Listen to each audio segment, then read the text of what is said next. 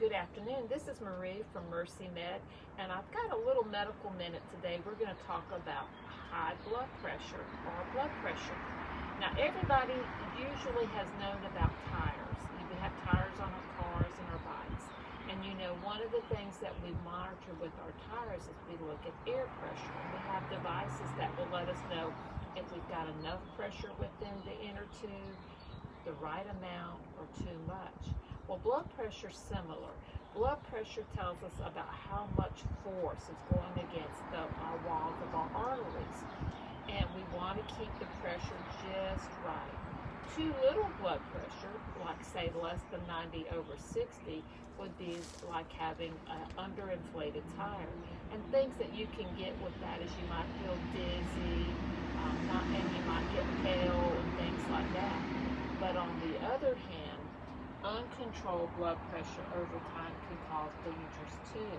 And some of the dangers that we can get is number one, puts pressure on the artery walls, and it can cause a ballooning or aneurysm. And then just like if there's too much pressure, the tire can pop or burst. Sometimes we can have problems with ruptured arteries, like an aneurysm or a stroke that causes a hemorrhage. So having proper blood pressure will help. Now we know that we have to have our blood vessels carry our oxygenated blood to different organs like our brain, our kidneys and things. So we need to make sure that our blood pressure is normal. And kind of think of what the normal level is we want to have one that's somewhere like 120/80. That would be like the center of a bullseye. If you're doing archery or darts or something like that, that would be the happy one.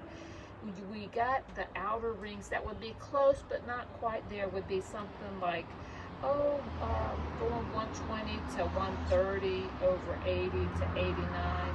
And then we know that we're getting outside of our normal ranges once we're up above 140. And we're in danger zones when we get greater than 180 systolic, which is the top number, or greater than 120 over the diastolic. So we know that there's different stages and what our goals are. So what can we do to take and help our blood pressures be right? Well, one of the things is normal activity. Little bit of activity. Doesn't have to be anything great. It can be walking, it can be yoga, it can be riding a bike, it can be turning on some music in the house and just moving to it.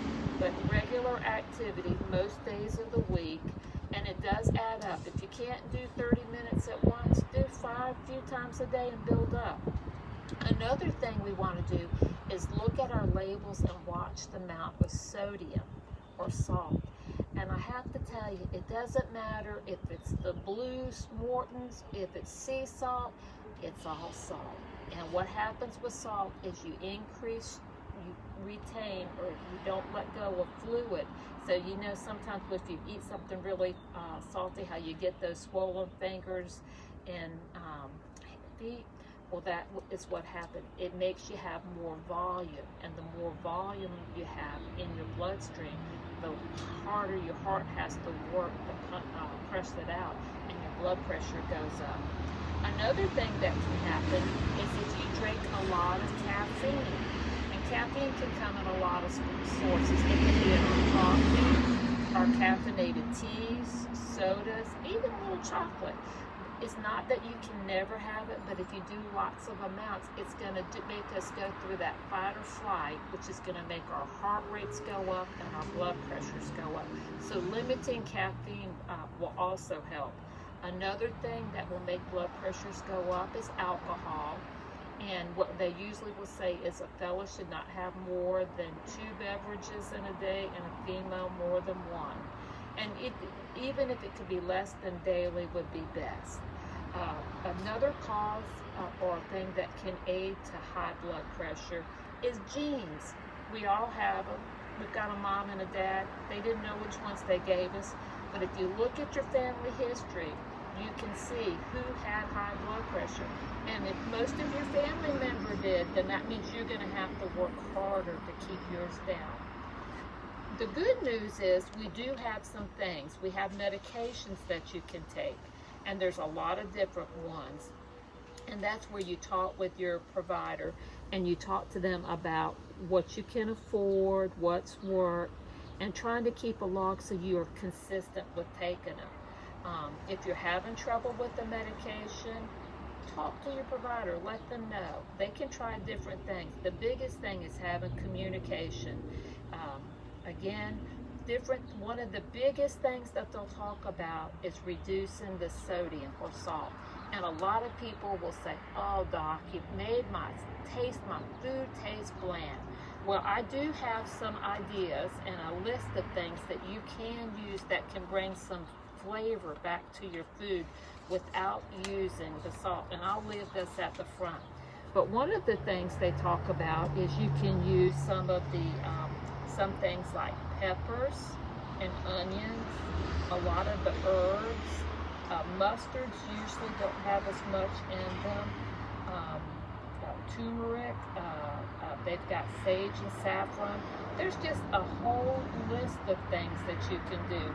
But just remember, sometimes just a little bit and trying to get to where you taste the vegetables and you taste your meats and things like that. Remember, anytime you can grill or bake, it's going to have less fat. Eat more of your vegetables. They come basically without salt in them. Now, if you get something that has a lot of sauces, just know sauces usually mean that there's some salt in them. So kind of limit those. You can buy canned vegetables. You can look for those that have low sodium, or just use a colander or a strainer and drain off the extra salt. Again, we're just trying to get your blood pressure in control. Usually we'll say no more than 2 grams or 2,000 milligrams a day. Again, the best blood pressure that we're looking for is to keep our blood pressures 120/80. That would be, you're doing really, really well. I have a sheet here too. And then you notice that if it gets above 120/80, you're elevated. And then we have stages of high blood pressure. And so we start worrying when the blood pressures get to be, like say 130 to 139/80 to 89. And then the second stage is 140 to 180/90 to 120. And when you hit this part, you've got to start really worrying, because by that time you could be having damage done to your artery walls, making your heart work harder, and problems with your kidneys. And then this is when we get to the point that we call it hypertensive crisis. And sometimes people will start having headaches, stroke-like symptoms where they feel like they can't move or talk. I don't know if you've ever heard of the term TIA or mini strokes, but that is a warning that says, hey, you better take control of things before it takes control of you. Now, if you one of the things you can do is not only know your blood pressure when you're in the office, but also to kind of monitor your blood pressure at home. Sometimes they have what they call the portable ones that you can use, where you can put it on your wrist. Couple things to know. You want to make sure that you're sitting with your feet flat. You don't want to have smoked, at least for 20 minutes. You want to have your arm at the level of your heart, and you want to relax and take it. And then just keep a record of it, a trend over time. Remember, if you're very anxious, it's liable to go up. If you're in pain, it's going to go up. So try to make things as calm and relaxing as you can.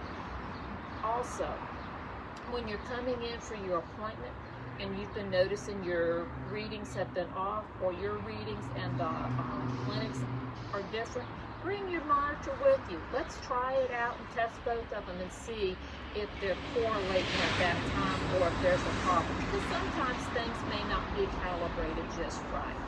Again, blood pressure control is important. We see it a lot with diabetics.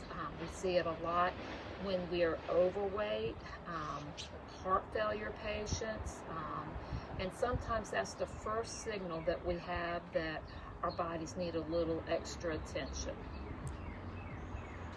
And if you have any further questions, let me know. I've got plenty of resources if you'll let them know at the front desk.